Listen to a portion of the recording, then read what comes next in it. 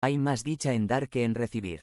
Nuevamente es muy interesante cómo se liga aquí el trabajar con el dar para ayudar a los que necesitan. Piénsalo, ¿para qué trabajas? Siendo sinceros, para que vivamos mi familia y yo tengamos comida, vivienda, ropa, transporte, comodidades, diversión, vacaciones. No hay nada malo en pensar en obtener cosas buenas para tu familia. Pero el asunto es que nuestra visión es muy cerrada debido al egoísmo. La verdad, no estamos pensando que debemos trabajar para tener para dar a alguien más que necesite. Pensamos que cada quien se rasque como pueda. Pensamos solo en nosotros, pero somos desafiados este día a trabajar de una manera diferente a como lo haría el mundo. Somos llamados a trabajar revestidos del Evangelio de Cristo, con un esfuerzo reorientado, un esfuerzo esmerado y un esfuerzo dadivoso. Por eso afirmamos y repetimos las palabras que Cristo vivió en carne propia. Es mejor dar que recibir. A través del fruto de nuestro trabajo es mejor dar que recibir. La vida, muerte y resurrección del Señor Jesucristo no solo fueron un gran ejemplo de generosidad y de que dar es mejor que recibir, sino mucho más aún, por su redención somos habilitados por su gracia para poder dejar nuestra codicia y egoísmo y comenzar a disfrutar la bienaventuranza de dar generosamente a los demás del fruto de nuestro trabajo. Tenemos un nuevo corazón que está siendo forjado para ser un corazón generoso y se goce en dar con alegría a través del esfuerzo diligente, intencional y enfocado que viene de nuestra nueva vida en Cristo para la gloria de Dios.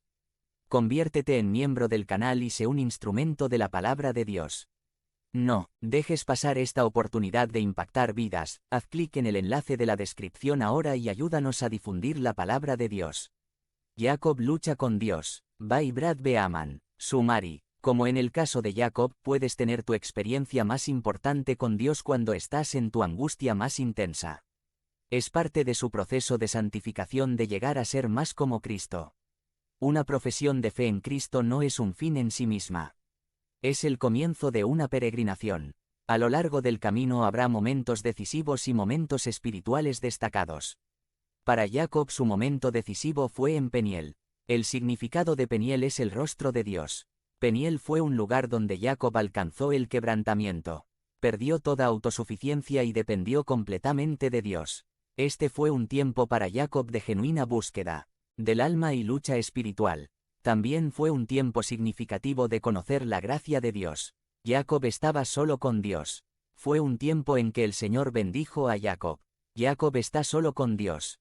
Es el momento en que Jacob lucha con el Señor, busca la bendición del Señor. B. H. Carroll dijo de Génesis 32.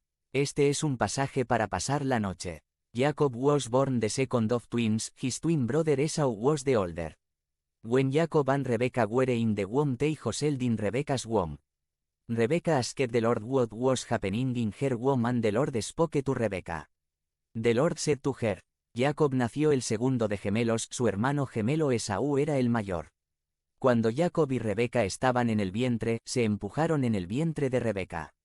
Rebeca le preguntó al Señor qué estaba pasando en su vientre y el Señor le habló a Rebeca. El Señor le dijo, y el Señor le contestó: 2 naciones hay en tu seno, 2 pueblos se dividen desde tus entrañas. Uno será más fuerte que el otro, y el mayor servirá al menor. Génesis 25. 23. Jacob capitalized on Esau's weakness and sold his birthright for a mess of pottage. Later deceived his father Isaac to receive the blessing he intended to give to Esau. Jacob received the blessing not because of his deceit but in spite of it. Jacob aprovechó la debilidad de Esaú y vendió su primogenitura por un plato de lentejas. Más tarde engañó a su padre Isaac para recibir la bendición que pretendía dar a Esaú. Jacob recibió la bendición no por su engaño sino a pesar de él. Esaú era un amante de la naturaleza rudo y tenía mal genio y estaba dirigiendo su ira hacia Jacob. Jacob se puso primero a sí mismo y lo obligó a huir sin un centavo como fugitivo. Jacob llegó a un punto bajo y luego tuvo una experiencia con Dios en Betel. Esta experiencia se conoce como la escalera de Jacob. Fue la experiencia de conversión espiritual para Jacob. Hizo voto de servir a Dios desde ese momento y prometió diezmar al Señor. No solo estaba huyendo de Esaú, sino que su madre dispuso que fuera a Harán a buscar esposa. Al llegar a Harán, Jacob se encontró primero con Rachel y luego con el hermano de su madre, el tío Labán. Engañó a Jacob. Aceptó trabajar 7 años para casarse con Rachel. Labán luego le dio a Jacob Lea a María y Jacob tuvo que trabajar otros 7 años para un total de 14 años para casarse con Rachel. Durante ese tiempo, Labán cambió 10 veces el salario de Jacob. Dios bendijo a Jacob con sus muchos hijos y grandes rebaños de animales. A medida que Jacob se hizo más y más próspero, la actitud de Labán cambió hacia Jacob. Los hijos de Labán también estaban celosos de Jacob. Dios le dijo a Jacob que dejara Harán y regresara a su tierra natal. Regresar significaba que se enfrentaría a Esaú, quien aún puede guardarle rencor a su hermano. Jacob salió de Harán en secreto sin decírselo a su suegro Labán. Labán estaba molesto porque Jacob se fue en secreto y lo persiguió y lo confrontó. Antes de separarse levantaron un altar a Dios como testigo entre ellos. Ahora todo está arreglado con Labán. Jacob regresará a casa después de 20 años donde vivía Esaú. Había pasado mucho tiempo desde que Jacob engañó a su padre para recibir la bendición de vida a Esaú, pero puede que esté muy fresco en la mente de Esaú. Jacob temió por su vida. Esaú estaba esperando con 400 hombres. Jacob tenía gran temor y angustia. Jacob sintió miedo y se angustió muchísimo. Por eso dividió en 2 grupos a la gente que lo acompañaba, y lo mismo hizo con las ovejas, las vacas y los camellos. Génesis 32. 7. Jacob oró a Dios en su angustia. Entonces Jacob se puso a orar. Señor, Dios de mi abuelo Abraham y de mi padre Isaac, que me dijiste que regresara a mi tierra y a mis parientes, y que me harías prosperar. Génesis 32. 9. Jacob declara su propia indignidad. Realmente yo, tu siervo, no soy digno de la bondad y fidelidad con que me has privilegiado. Cuando crucé este río, Jordán, no tenía más que mi bastón, pero ahora he llegado a formar 2 campamentos. Génesis 32. 10. Jacob le pidió a Dios que lo perdonara, basado en las promesas que Dios le había hecho. Líbrame del poder de mi hermano Esaú, pues tengo miedo de que venga a matarme a mí y a las madres y a los niños. 12. Tú mismo afirmaste que me harías prosperar y que mis descendientes serían tan numerosos como la arena del mar que no se puede contar. Génesis 32. 11 a 12. Jacob oró a Dios, y él también hizo lo que pudo. Jacob envió por adelantado regalos para Esaú. Dividió a su familia en 2 grupos y los envió, incluidos sus 11 hijos, al otro lado del río Jaboc. Jacob esperó solo en la quietud del desierto, él solo con el Señor. Aquí solo en el desierto, en una angustia insoportable, Jacob tiene una experiencia que le cambia la vida con Dios. Ya había tenido una experiencia de conversión espiritual 20 años antes en Bete, la experiencia de la escalera de Jacob. Ahora hay otra profunda experiencia con Dios que cambia la vida. Jacob lucha con Dios. El hecho de que como cristiano haya tenido una experiencia de conversión espiritual no significa que no habrá más encuentros con Dios que cambiarán su vida. Suelen aparecer en momentos de angustia. Mira el relato del apóstol Pablo y sus experiencias con Dios después del camino a Damasco.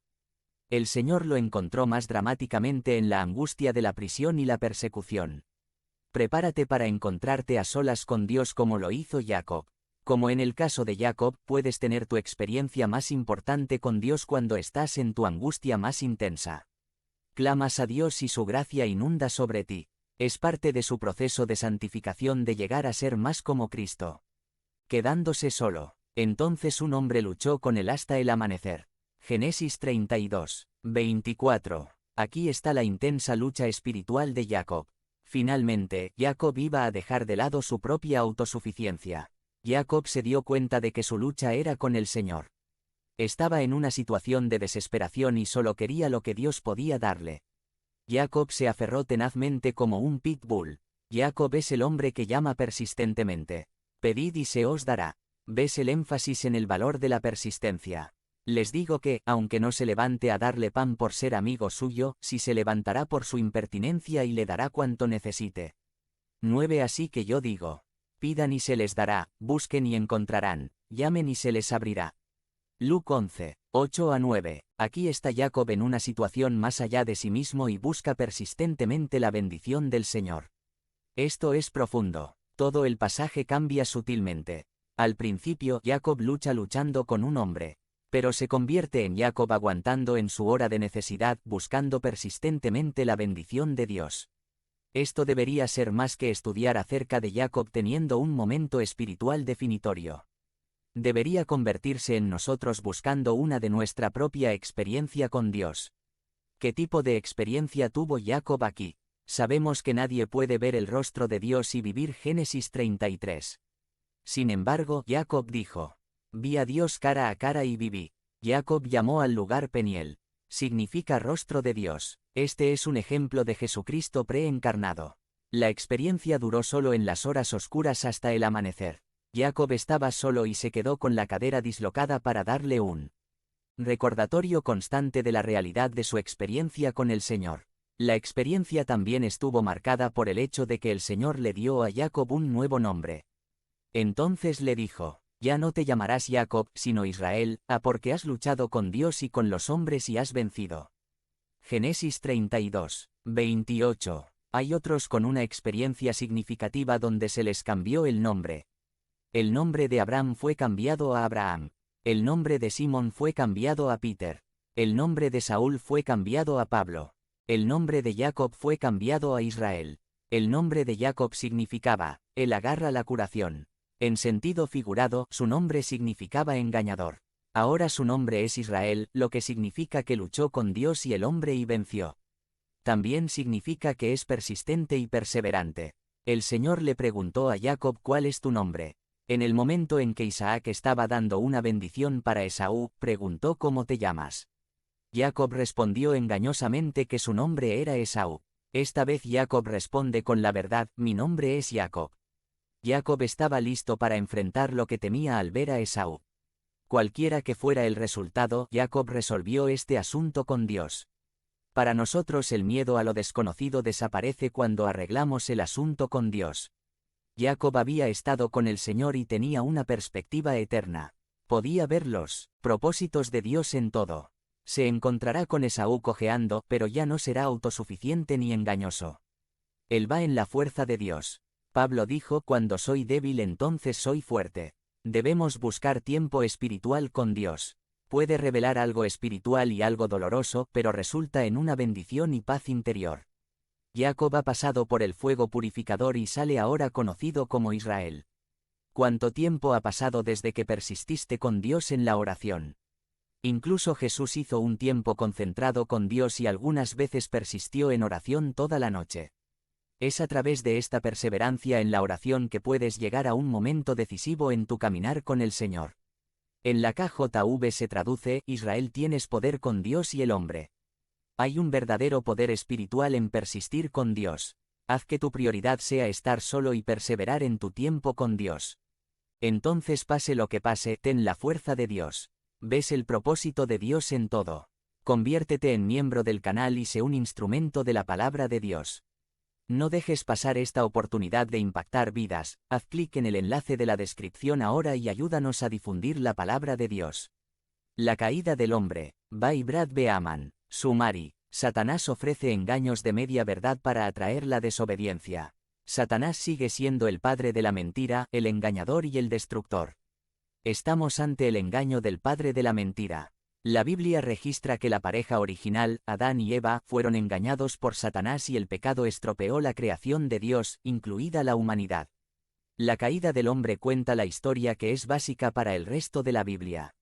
El plan de Dios para redimir al hombre caído. Para salvar a la humanidad perdida. En la caída, Génesis capítulo 1 cuenta la historia de la creación. En el capítulo 2 se vuelve a contar la historia de la creación. Esta vez desde un punto de vista diferente. Esta vez es un anticipo de la caída del hombre.